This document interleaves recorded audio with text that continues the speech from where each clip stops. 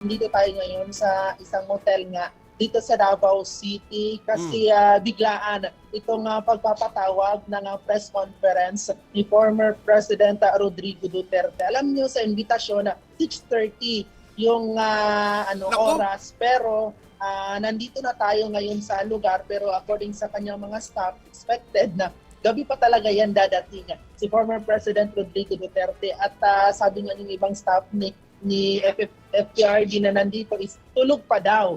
Tulog pa, nasa Colombo pa. Mga around 9 or 10.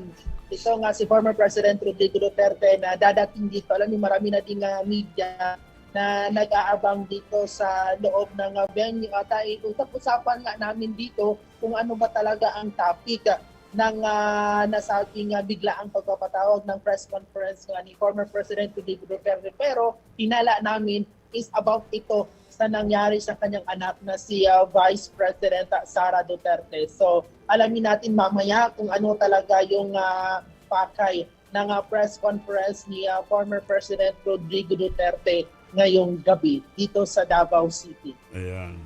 So sana magising na ng maaga si Pangulong Duterte. Yeah, so kumbaga kailangan natin mag-antabay sa Bril kasi importante malaman kung ano magiging pahayag ng dating Pangulo. Pero kamustahin ko lang ang Davao dahil siyempre nasa sentro namang usapin ngayon ng mga Duterte. Rally. Oo.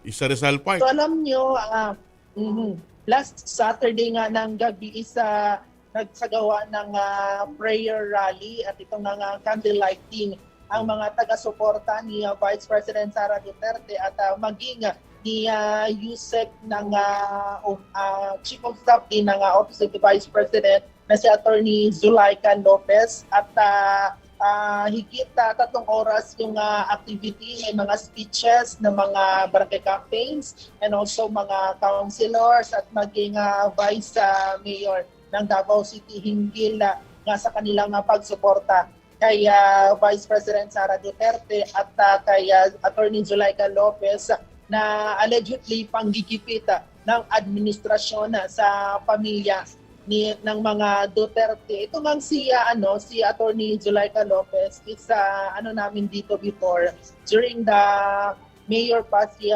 Vice President Sara Duterte. Siya din yung city administrator ng Davao City at ngayon nga ay naging talaga siya parang Chief of Staff ng OVP at kasangga at kasama palagi ni Vice President Sara Duterte. So dito sa Davao City mahigpit ang security na ipinapatupad doon nga sa prayer vigil at candlelighting last Saturday. At expected na pupunta sana doon ang mga Dutertes like si Davao City Mayor Sebastian Duterte, former President Rodrigo Duterte at maging si Davao City First Congressman Paulo Duterte sa nasabing activity, pero no show ang mga Duterte. So ngayon, expected natin na isa sa mga Duterte ang magsasalita ngayon nga sa press conference ni former President Rodrigo Duterte. At yung mga pumunta sa prayer rally